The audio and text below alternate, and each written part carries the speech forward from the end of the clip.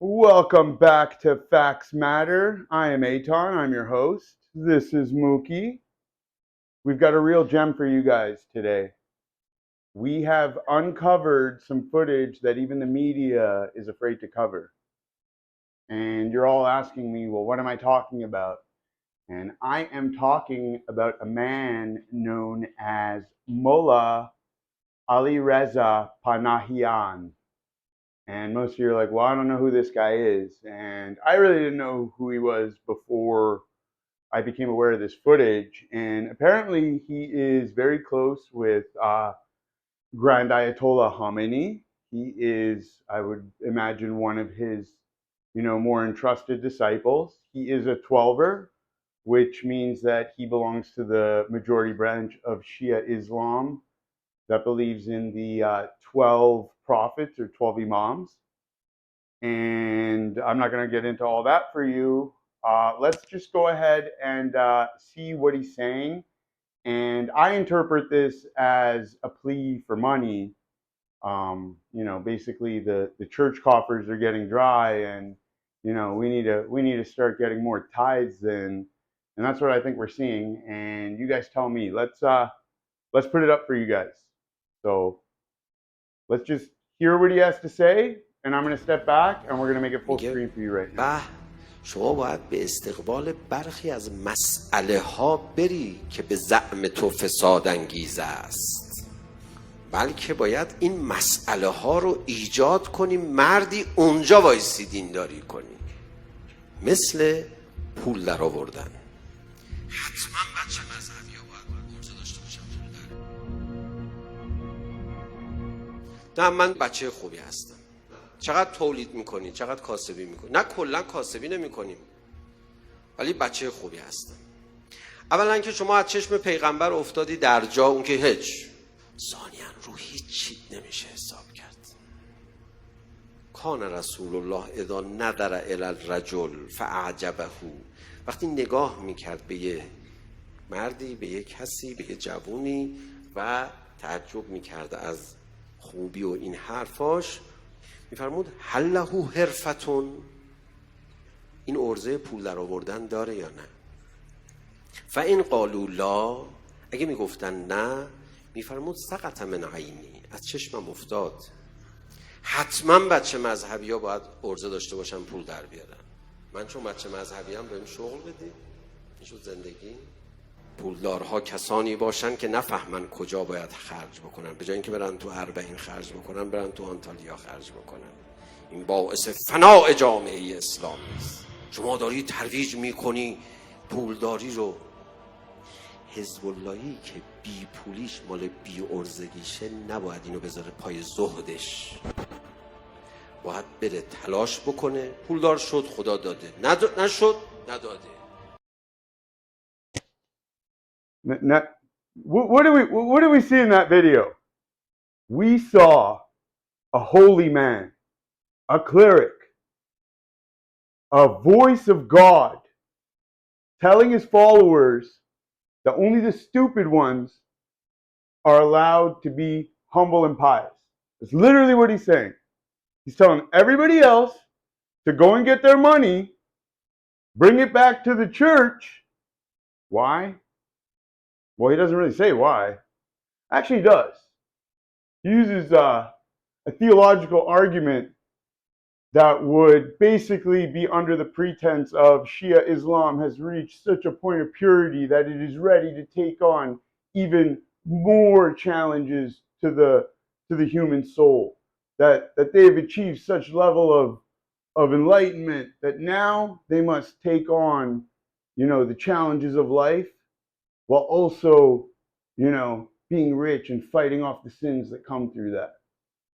And it's funny that he uses that pretext, because he kind of has to, right? I mean, there's no other way to sell the argument of you need to get rich, and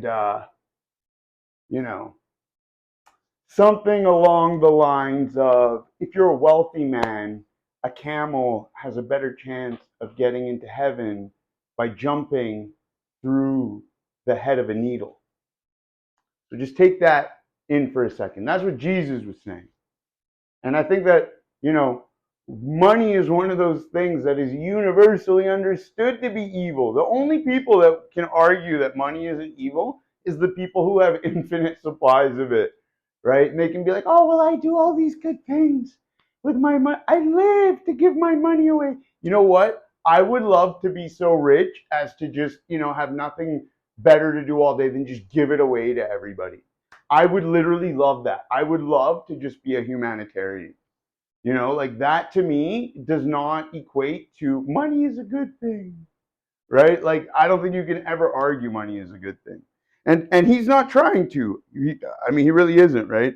He's basically saying that like we need to level up as Shia, right? We need to take on greater responsibilities and greater challenges. Our spirit level must increase. So that's what he's pitching in a nutshell, right? Like let's be real here, right? He's literally telling his followers, if you are intelligent, you cannot be humble. You cannot just be pious. You can't just spend your days in prayer. That's not working for us anymore. Okay? The well's running dry. We're paying for a lot of your guys' welfare. We're subsidizing the gas, the power, the water. These things cost money. He's not saying that, but he's saying that, right? When it gets to that point where literally your clergy has to advocate for your followers to step it up a notch where it comes to the tithing, you're in a bad spot, right? Because I can't imagine this becomes a good sell to like, all the jihadists are like sitting around and just like shooting their guns off and like, fighting the infidels, right? Like it, they'll never choose economy over their, fanaticism. I think that much has been abundantly clear over the years. Or they choose literally economy and they just pretend to be fanatical, right? Which is kind of like another big probably problem in their design. So when we summarize, what we're seeing, what the media is afraid to talk about, and I don't know why they're not. I do know why they're not talking about it, because it's like literally talking about stuff that he's quoting out of the Quran, and like he's literally speaking for Islam, and that's something that like all journalists are afraid of. Nobody wants to be like beheaded from somebody taking something the wrong way, right? And that can really easily happen. I hope I'm not saying, right? I don't think I'm saying anything offensive other than just like pointing out the obvious truth to everyone. I think somebody should. I think this stuff is really important to cover. Actually, I think it like actually goes to show why we should maybe be putting sanctions on Iran, right? I think this actually is a great argument that could be presented in front of Congress, where it's like, hey, clearly our sanctions were having an effect because they're broke and they're literally like telling their followers to go and bring the money now, right? So, and granted, this is not all clerics saying this. This is just like this cleric and probably like a few other disciples that are close to him, but he's a younger generation, right? This guy's not that old. This guy's like probably in his 50s. He's a lot younger than, the guys who will be deciding who the next Grand Ayatollah is, right? And you could even argue that he's a possible candidate, and you could even argue that this new ideology it's kind of like this is a beta test, right? And they're going to see what kind of fallback happens from it to see if they want to move forward with it. One other thing I want to discuss: Khomeini just released an announcement on Twitter that's basically telling women, "Yo, you can't just stay at home and cook anymore, right? You got to go and get yourself some jobs." You got to be contributing to the economy too, right? So when you combine what the Mullah is saying to the men, and now what Khomeini is basically saying, that you got to look at this woman who is a politician and look at her, look at what she's accomplished. You got to be like her, right? That's literally what he said. And what does that mean? Like you can't just be at home. You can't just be a housewife. You can't just take care of the kids. You can't just have that traditional lifestyle. You got to progress, right? Or at least get yourself a job. So, I'd like to hear what you guys think, what all this means. Like maybe you guys are like, you're way off point. You guys have your own wackadoodle theory that you want to share with me. I'm happy to hear it. But I think it's in black and white. When you got the Mullah saying one thing, you got Harmony saying one thing, and they're all the same message, which is we need money. I think the message becomes we need money.